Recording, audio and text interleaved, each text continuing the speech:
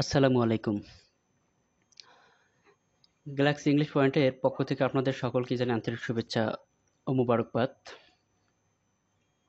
আশা করি আপনারা সকলে আল্লাহর রহমতে ভালো আছেন এবং আমিও ভালো আছি।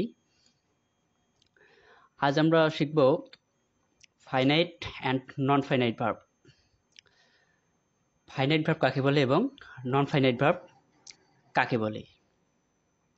এই দুই ভার্বের আমরা আজকে পার্থক্য দেখব এবং কোথায় কোথায় বসে তা চিহ্নিত করব। হচ্ছে ফাইনাইট ভার্ব, যে সেন্টেন্সে সাবজেক্ট এবং পার্সন পরিবর্তনের সাথে সাথে ভার্বের রূপ পরিবর্তন হয় তাকে ফাইনাইট ভার্ব বলে। এবং নন ফাইনাইট ভার্ব, যে সেন্টেন্সে সাবজেক্ট এবং পার্সন পরিবর্তনের সাথে সাথে ভার্বের রূপ পরিবর্তন হয় না তাকে নন ফাইনাইট ভার্ব বলে। তো এই হচ্ছে সহজ সংজ্ঞা, এর থেকে সহজ সংজ্ঞা আর সম্ভবত হয় না। তো আসেন আমরা আগে দেখে নেই নন ফাইনাইট ভার্ব কোনগুলা। অর্থাৎ নন ফাইনাইট ভার্ব আগে দেখে নেব এই কারণে, নন ফাইনাইট ভার্ব ব্যতীত বাকি যে ভার্বগুলো রয়েছে সবগুলো হচ্ছে ফাইনাইট ভার্ব। দেখেন, ইনফিনিটিভ, জিরান্ট এবং পার্টিসিপল। এই পার্টিসিপলের মধ্যে আবার রয়েছে তিন ধরনের পার্টিসিপল, অর্থাৎ প্রেজেন্ট পার্টিসিপল, পাস্ট পার্টিসিপল এবং পারফেক্ট পার্টিসিপল। ইনফিনিটিভ, জিরান্ট এবং পার্টিসিপলের একটা সুন্দর একটা ক্লাস আমি নিয়েছি অলরেডি, এটা আপলোড করেছি এবং ডেসক্রিপশন বক্সে আমি দিয়ে দিব, লিঙ্ক দিয়ে দিব, অবশ্যই আপনারা দেখে নেবেন। তো ইনফিনিটিভ, জিরান্ট এবং পার্টিসিপল এই তিন ধরনের ভার্ব ব্যতীত বাকি যে ভার্বগুলো আছে ওই ভার্বগুলো হচ্ছে ফাইনাইট ভার্ব। যেমন এই সেন্টেন্সে বলা হচ্ছে যে আই গো টু স্কুল, অর্থাৎ গোটা এখানে ভার্ব। অর্থাৎ এই সাবজেক্টে যদি আই এর জায়গায় হি থাকতো তখন কিন্তু আর গো হইতো না, তখন হয়ে যেত গোচ। তাহলে সাবজেক্ট এবং পার্সন পরিবর্তনের সাথে সাথে ভার্বের রূপ পরিবর্তন হয়েছে, এজন্য গোটা হচ্ছে finite verb.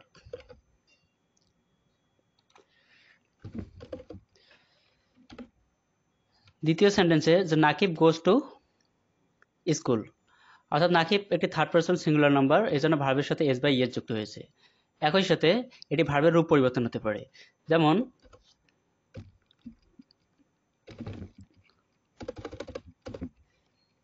I go to school, অর্থাৎ এখন first person, subject first person singular number, এর জন্য গো এর সাথে আর ভার্ব ইয়েস যুক্ত হয় নাই, এজন্য এটি হচ্ছে ফাইনাইট ভার্ব। অর্থাৎ সাবজেক্ট এবং পার্সন পরিবর্তনের সাথে সাথে ভার্বের রূপ পরিবর্তন হচ্ছে। হি গোস, অর্থাৎ হিটা হচ্ছে থার্ড পারসন সিঙ্গুলার নাম্বার, এজন্য ভার্বের সাথে এস বা ইয়েস যুক্ত হয়, এজন্য গোসটা হচ্ছে ফাইনাইট ভার্ব। এখন দেখেন যে শুভ ওয়েন্ট টু বাজার ইয়েস্টারডে, অর্থাৎ আমি যদি লিখি যে শুভ গো টু বাজার, গো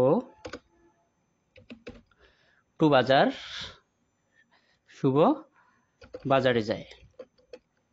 অর্থাৎ শুভ থার্ড পারসন সিঙ্গুলার নাম্বার, এজন্য ভার্বের সাথে ইয়েস অর্থাৎ গোচ, এটিও ফাইনাইট ভার্ব। অর্থাৎ সাবজেক্ট এবং পার্সন পরিবর্তনের সাথে সাথে ভার্বের রূপ পরিবর্তন হয়। ফোর্থ সেন্টেন্স যে he works in the road, আমরা কিন্তু এটাকে পাস্ট টেন্সে রূপান্তর করতে পারি, অর্থাৎ ইটি যুক্ত করলেই হি ওয়ার্কড ইন দ্য রোড, অর্থাৎ কোনো ভার্বের সাবজেক্ট এবং পার্সন অনুসারে ভার্বের রূপ পরিবর্তন হবে, তাকে আমরা বলবো ফাইনাইট ভার্ব। এখন আসেন নন ফাইনাইট ভার্ব, যে সেন্টেন্সে সাবজেক্ট এবং পার্সন পরিবর্তনের সাথে সাথে ভার্বের রূপ পরিবর্তন হয় না তাকে নন ফাইনাইট ভার্ব বলে। তো আমরা জেনে নিলাম ইনফিনিটিভ, জিরান্ট এবং পার্টিসিপল। এই পার্টিসিপল আবার তিন ধরনের, প্রেজেন্ট পার্টিসিপল, পাস্ট পার্টিসিপল এবং পারফেক্ট পার্টিসিপল। তো এই তিন ধরনের এই ভার্বে হচ্ছে নন ফাইনাইট ভার্ব। যেমন আমি যে বলি যে he likes to play cricket, say cricket খেলতে পছন্দ করে। তো আমি যদি এখানে সাবজেক্ট পরিবর্তন করি, দেখেন কি হয়ে যায়, যে আই,